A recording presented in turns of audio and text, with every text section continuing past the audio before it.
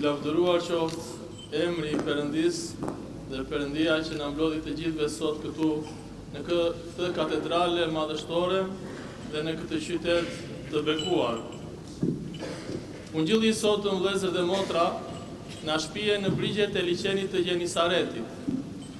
Atje ku Krishti kishte ndaluar të mësonte turmën që e ndiqte. Dhe aty pak metra më tutje, Ungjilli na jep një ikon tjetër të disa burrave që pasi kishin munduar gjithë natën dhe kishin peshkuar dhe nuk ishin nxjerr asgjë për fat të keq, ishin aty duke pastruar varkat dhe duke rregulluar rjetat dhe duke i bërë ato ndoshta gati për peshkimin e radhës.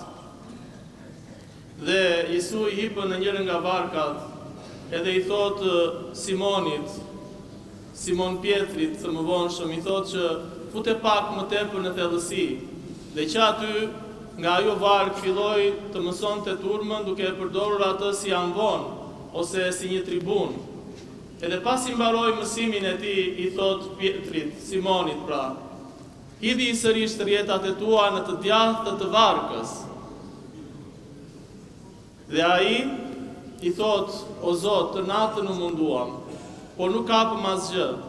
Megjithatë, për fjalën tënde, për hatrin tënd, sepse më thua ti, sërish tu do t'i hedh rjetat. Edhe i hodhën rjetat, edhe kur i nxorën, ato gati sa nuk po shqyeshin nga shumica e peshqive.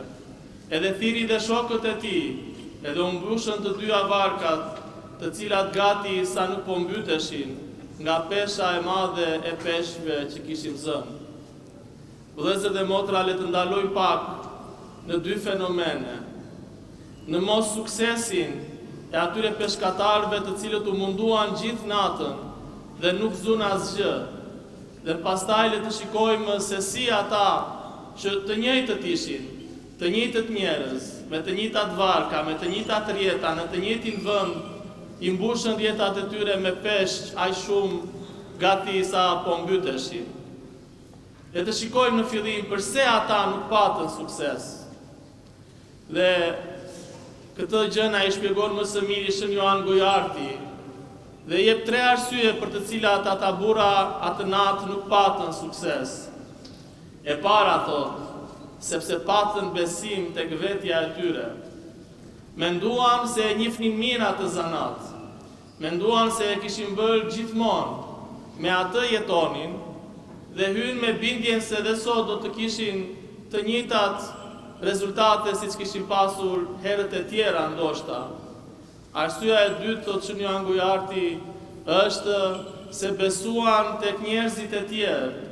Besuan tek miq, tek shokët e tyre që kishin me vete. Thanë që jemi shumë veta, të gjithë jemi të Zotët në këtë profesion dhe do t'ja dalim.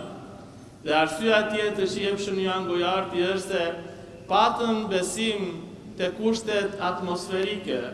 Menduan se si peshkatare njihnin kohën dhe kishin zgjedhur kohën e duhur për të patur rezultatin e duhur. Mirëpo haruan se këto gjëra ndryshojnë shpejt, edhe aty ku është qetësi, fillon era dhe në det ngrihet stuhia edhe dallgët. Ata besuan tek vetja e tyre dhe në asnjë moment nuk kujtuan që të kërkonin lutjet, të drejtonin lutjet e tyre dhe të kërkonin bekimet e Perëndis për punën e tyre. Ata edhe kur panë se nuk po arrinin qëllimin e duhur, se nuk po zinin asgjë, sërish nuk ju drejtuan Perëndis, por ata ju drejtuan njëri tjetrit duke i dhënë forca punës që ndoshta arrinin diçka. Edhe ky ishte dështimi i tyre. I nxorën rjetat të boshatisura dhe mundi i tyre i asaj nate shkoi dëm dhe nuk patën bukën e përditshme dhe nuk fituan asgjë për të çuar në shtëpitë e tyre. Le të bëjmë një krahasim të punës së atyre atë natë me jetën tonë të përditshme, me jetën tonë bashkohore. A nuk është e njëjta gjë? A nuk i kemi ne rjetat sot të zbrazura, sepse dhe ne shpeshherë largojmë Perëndin nga jeta jonë. Po cilat janë këto rjeta të zbrazura të kohëve moderne? Janë pikë së pari se aty ku ne mendojmë se kemi arritur arritje të mëdha shkencore, ose ndoshta aty ku ne mendojmë se kemi arritur majën e karrierës, ose aty ku ne mendojmë se biznesi ynë dhe puna jon ka ecur shumë bardhë dhe jemi shumë të pasur, aty ne kuptojmë se nuk jemi të lumtur, po shpeshherë jemi në depresion. Dhe arsyeja është sepse e kemi larguar Zotin ose nuk e lejojmë atë që të futet në jetën tonë. Në botën e sotme, megjithëse teknologjia ka përparuar kaq shumë, edhe kemi mjete të pashtershme të komunikimit, ne nuk arrim të komunikojmë me njëri tjetrin. Ne flasim, por nuk hym thellë më tepër në njohje me njëri tjetrin. Nuk e kuptojmë nevojën e tjetrit, nuk dimë atë dashurinë për t'u gjendur tjetrit, nuk kemi vullnetin për të sakrifikuar për njëri tjetrin. Dhe të gjitha këto, edhe sepse mendojmë se jemi të suksesshëm, na bëjnë të kuptojmë se rjetat tona janë bosh. Edhe Shën Agustini na kujton se nuk mund të gjejmë prehje derisa të kthehemi tek ty, o Zot. Dhe Shën Vasili i Madh na thot se shpirti që është i larguar nga Perëndia është si trupi që nuk ka frymë. Por edhe në jetën shpirtërore për të cilën sapo folëm, ne shpesh i kemi rjeta të zbrazura, po të zbrazura, sepse ndonjëherë ne i bëjmë rregullat e kishës në mënyrë tipike, sepse kështu bëhet, ose sepse kështu të bëni të parët. Ose ne shpeshherë lutemi me buzë, por nuk lutemi me zemër. Dhe Shën Johan Gojarti i Madh thot se nuk ka njeri më të dështuar nga ana shpirtërore se ai që lutet me buzë edhe nuk lutet me zemër. Por shikoni vëllezër se çfarë bën prania e Zotit në jetën tonë. Aty ku ata burra ndiheshin të dëshpëruar, nuk kishin më asnjë shpresë, do të ktheheshin në shtëpi pa asgjë, në varkën e Pjetrit hyn Zoti.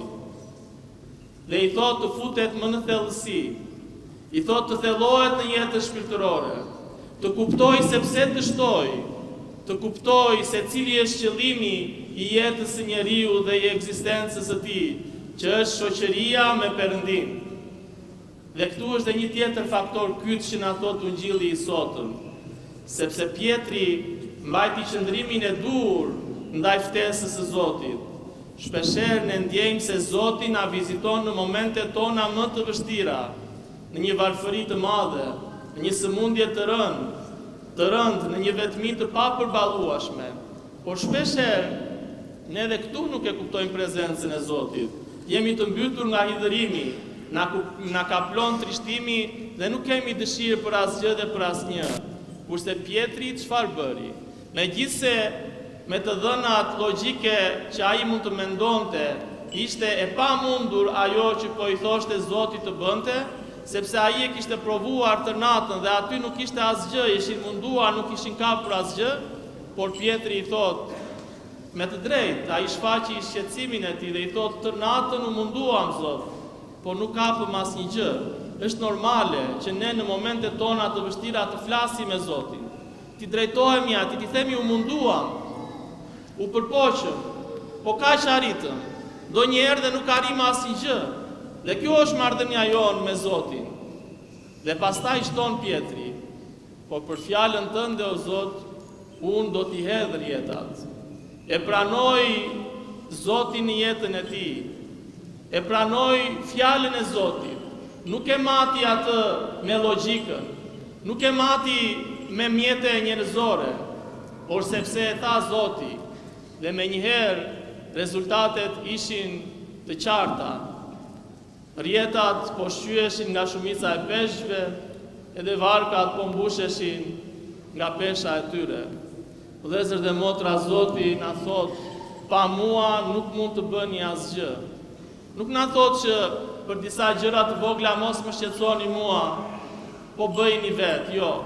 Zoti thot, pa mua nuk mund të bëni asgjë, sepse ai është shkaku i ekzistencës së çdo gjëje. Ky është mesazhi i Ungjillit të sotëm.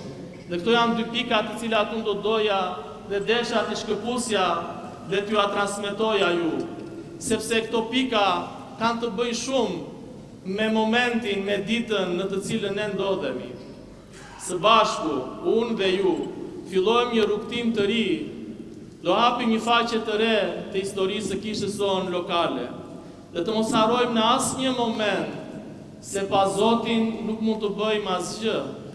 Le të fillojmë këtë përpjekje që nuk e dim se si do të jetë, shpresojmë që Zoti ta bekojë, por ta fillojmë me lutje drejtuar të Zotit, që ai të bekojë çdo vepër tonë, çdo punë tonë, çdo dëshirë të mirë tonë, që është për të mirën e popullit të Perëndisë, edhe për lartësimin e emrit të Tij, edhe për lavdërimin e kishës së Tij. Vëllezër dhe motra, kisha jonë e shenjtë ka rregulluar këto gjëra me urtësi. Dije këtu pavarësisht se isha unë ose dikush tjetër u fronëzua një peshkop i ri, edhe siç e pat kryepeshkopi, të gjithë anëtarët e Sinodit të Shenjtë ishin këtu bashkë me ne, për të thënë se kisha është një e shenjtë, katolike dhe apostolike, dhe ata zgjodhën dhe vendosën këtu një peshkop të ri me qëllim që kjo kishë lokale të jetë e bashkuar, të jetë si një e tërë me kishën universale dhe pikë së pari me kishën ortodokse autoqefale të Shqipërisë. Dhe fronëzuan këtu një peshkop të ri. Ata e bën pjesën e tyre. Tani vazhdimi është detyra jonë. Dhe unë nuk e di se sa Zoti do më dhe njësoj që përveç se dije kryepiskopi me mitropolitët e tjerë më fronëzuan në këtë front të shenjtë të kësaj mitropolie të shenjtë, të lartësuar dhe historike, do arrit të fronëzohem në zemrat e gjithë secilit prej jush. Por dua t'ju them se ky është qëllimi im, që të jemi të gjithë një, ashtu si Krishti i tha Atit në lutjen e tij, që të jenë një, ashtu si ju jeni një. Dhe të mos harrojmë që të vazhdojmë dhe të fillojmë dhe të vazhdojmë këtë përpjekje, duke qenë të bindur se çfarëdo që të arrijmë, çfarëdo që të bëjmë, nuk është vepër e jona, po është punë e duarve të Perëndisë, edhe është frut i bekimit dhe i lutjeve të Tij. Amin.